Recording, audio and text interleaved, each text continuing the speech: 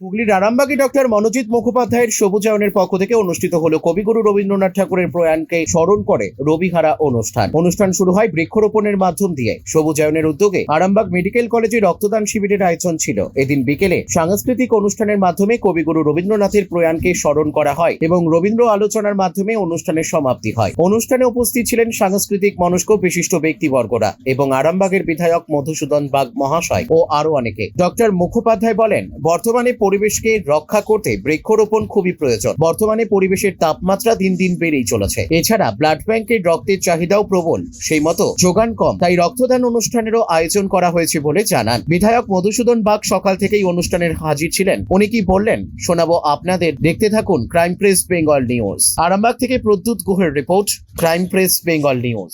22শে শ্রাবণ আজকে সবুজায়নের পক্ষ থেকে সকাল থেকে বৃক্ষরোপণ, রক্তদান এবং যে শ্রদ্ধাঞ্জলি রবীন্দ্রনাথের প্রতি করছেন, এইটা সাধারণ মানুষকে কি বার্তা পৌঁছে দিতে চাই? আমরা আমাদের সাংস্কৃতিক অনুষ্ঠানে বার্তা দেব। সকাল থেকে আমরা সাধারণ মানুষকে প্রায় 1000 গাছ আমরা বিতরণ করেছি, তারা বাড়িতে লাগাবে। এছাড়াও আরামবাগ মহকুমার বিভিন্ন গ্রামাঞ্চলে সবুজায়নের পক্ষ থেকে আজ এবং কাল গাছ লাগানো হবে এই 22শে শ্রাবণ উপলক্ষে। এবং আমরা বৃক্ষরোপণ, বৃক্ষদান এগুলোর মধ্যে দিয়ে মানুষকে বার্তা দিতে চাই যে মহামনীষীদের স্মরণ করবেন পৃথিবীকে বাঁচানোর মধ্যে দিয়ে, এটা আমরা মনে করি। এবং রক্তদান কেন, আমি মনে করি যে আমাদের যে কোনো ধর্মেই একটা যে পুণ্য বলে কথা আছে, সব ধর্মেই আছে। আমি মনে করি যে অসুস্থ মৃতপ্রায় রোগীকে একটা রক্তদান করা এবং রক্তদান করে মানুষকে উদ্বুদ্ধ করা যে আমাদের রক্তটা প্রতি 3 মাস অন্তর অন্তর পাল্টে যাচ্ছে। 3 মাস 4 মাস অন্তর আমাদের রক্তটা নতুন করে তৈরি হচ্ছে। এই রক্তটা কিন্তু অপচয় হচ্ছে। এই রক্তটা যদি আমরা দিই তাহলে বছরে 3 বার রক্ত দিলেও কিচ্ছু হবে না। ওই রক্তটা কিন্তু একটা রোগী পেলে তার প্রাণটা বাঁচবে। আমার রক্তটা নষ্ট হয়ে যাচ্ছে, নিজে নিজে আবার নতুন করে তৈরি হচ্ছে। আমি যদি একটা মৃতপ্রায় রোগী দিকে তাহলে দিই, আমরা দান করি রক্তটা, তাহলে এর থেকে বড় পুণ্য আর কোনো জায়গায় নেই। এটা আমরা মনে করি, মানুষকে আমরা বোঝাই। আমাদের এই রক্তদান কর্মসূচি 90-এর দশক থেকে আজ পর্যন্ত চলছে। আগামী ভবিষ্যতে কি পরিকল্পনা রয়েছে? আমাদের এটাই, আমরা গ্রামের মানুষকে বিজ্ঞান শিক্ষায় শিক্ষিত করতে চাই। গ্রামের মানুষকে যত শিক্ষিত হবে দেশটা তত উন্নত হবে। আমরা শুধু কয়েকজন মিলেই দেশ চালাবো এটা নয়, মানুষ উঠে আসুক, মানুষ ঠিক করবে যে দেশ কোন পথে চলবে। ওই মানুষগুলো যেখানে ভারতবর্ষের আত্মাটা লুকিয়ে আছে, ওই গরিবের কুড়ে ঘরে, ওই নিরন্ন আধপেটা মানুষের ঘরে, সেখান থেকে আমাদের নতুন ভারতবর্ষ বেরিয়ে আসবে। এই কথাটা আমার নয়, স্বামী বিবেকানন্দের, চাষার নাঙ্গল থেকে। বুঝতে পারছেন? এটাকেই আমরা বাক্য, সেই মহাবাক্য মনে করে আমরা সবুজায়ন কিন্তু সেগুলো করতে চলি। চালমানি পূজা গোল্ড, মিনিকেট, রত্না, স্বর্ণ 10 আর দুধের স্বরের বিশুদ্ধতা। একবার খেলেই বুঝবেন আসল স্বাদ। MS তারা শঙ্করী অ্যাগ্রো প্রোডাক্ট, বিশ্বাস আর গুণমানের নাম। যোগাযোগ করুন 7001192179। আমাদের ঠিকানা বাজে কুমারপুর, মাধবদেহি, পূর্ব বর্ধমান 713427। পূজা গোল্ড, প্রতিদিনের পাতে সোনার স্বাদ। আজকে তো 22শে শ্রাবণ, কবিগুরু রবীন্দ্রনাথ ঠাকুরের প্রয়াণ দিবস। তো আজকের দিনটাতে কি কি অনুষ্ঠান নিয়ে আয়োজন হয়েছে, এখানে উপস্থিত হয়েছে? আজকে প্রথমত সবুজায়নের যিনি কর্ণধার, আরামবাগের ভগবান চিকিৎসক হিসাবে বিবেচিত মনোজিৎ মুখার্জির সবুজায়নের ডাকে আজকে বৃক্ষরোপণ, বৃক্ষ সংরক্ষণ, শুধু দান করলেই হবে না, তাকে সংরক্ষণের যে প্রচেষ্টা, তারপর রক্তদান। এখন এই রবীন্দ্রনাথের প্রয়াণ 85তম প্রয়াণ দিবস উপলক্ষে সাংস্কৃতিক চর্চা চলছে, যেই অনুষ্ঠানের নাম রবিহারা। এই অনুষ্ঠান দীর্ঘক্ষণ ধরে চলবে। তো আমি এখানেতে আছি, আমি শুনছি ও কীভাবে এগিয়ে যায় অনুষ্ঠানটা আমি প্রত্যক্ষ করব। তো এই রবীন্দ্রনাথ ঠাকুরের প্রয়াণ দিবসে একটা কথা মাইকেল মধুসূদন দত্ত বলেছিলেন যে সেই ধন্য নরকুলের লোকে যারে নাহি বলে।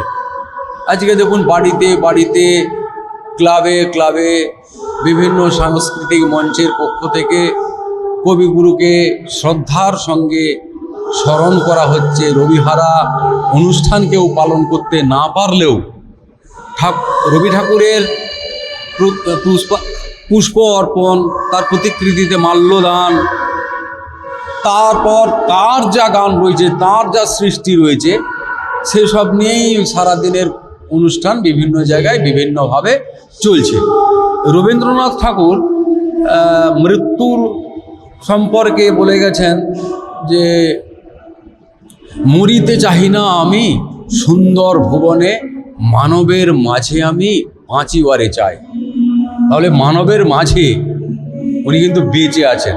তিনি জীবন এবং মানবতার যে অনুভূতি তার জীবনে, সেই অনুভূতি, তার মানবতাবাদ, তার তো দর্শন, এইগুলো এর মধ্য দিয়েই আমরা রবীন্দ্রনাথ ঠাকুরের কবিতা লেখার মধ্য দিয়েই আমরা পেয়েছি। তাই স্বাভাবিকভাবেই রবীন্দ্র প্রেমী মানুষ হিসাবে, একজন বাঙালি হিসাবে এবং সর্বোপরি মনোজিৎ বাবুর ডাকে, সবুজায়নের ডাকে আমরা এখানে আসি। সবুজায়নের পক্ষ থেকে যে সমস্ত অনুষ্ঠান করা হয় সেই সমস্ত অনুষ্ঠানগুলো আমরা করি। আর এই বৃক্ষরোপণ সম্পর্কে সাধারণ কি বার্তা দেবে? এটা আমাদের সর্বভারতীয় স্তরে একটা বার্তা দিয়েছেন নরেন্দ্র মোদীজি। তিনি বলেছেন মায়ের নামে একটি গাছ। তার মানে মাকে তুমি যেমন যত্ন করো, শ্রদ্ধা করো, ঠিক সেইভাবেই আমরা যদি একটি গাছকে লাগাতে পারি, শুধু লাগানোই নয়, আমি বিধানসভায় বলেছিলাম, যিনি মন্ত্রী আছেন, এগুলো কোটি কোটি গাছ দেয়া হচ্ছে, কিন্তু গরিব মানুষকে একটু বেড়া দেওয়ার জন্য কিছু সরঞ্জাম দেয়া হবে কি? বেড়াটা যদি আপনি দিতে না পারেন তাহলে কিন্তু গাছ হবে না, ওই কোটি কোটি গাছ দেয়াই হবে। উনি বললেন যে হ্যাঁ, সরকারিভাবে গাছগুলো দেয়া হয়, গাছ মানুষ লাগিয়ে দেন, তারপরে ছাগলে খায়, গরুতে খায়, যত্ন নেন না মানুষ। তো মানুষকে যত্ন নেওয়া উচিত। তিনি গাছ লাগাবেন, এটা সবাই গাছ লাগান, এটা আমরা চাইছি, কিন্তু তার সঙ্গে সঙ্গে ওই যে বললাম যে নজরদারি, বেড়া লাগানো বা নজরদারি। সাধারণত মানুষ কি করেন, আম বা কাঁঠাল বা লেবু বা পেয়ারা, এই ধরনের ছোট ছোট গাছ বাড়ির কাছাকাছি লাগাচ্ছেন, কিন্তু এই বৃষ্টি হওয়ার পিছনে যে কাজ রয়েছে, যে কারণ রয়েছে, সেখানে গাছ একটা গুরুত্বপূর্ণ ভূমিকা পালন করে। সেই দিক থেকে চিন্তা করেই মানুষকে এই যে দুঃসহ গরম, এবং গরম দিনের পর দিন বাড়বে পরিবেশবিদরা বলছেন, তাই আমরা প্রত্যেকটা জায়গায় বলে আসছি এই পরিবেশকে রক্ষা করার জন্য আপনি আপনার ভূমিকাটা পালন করুন।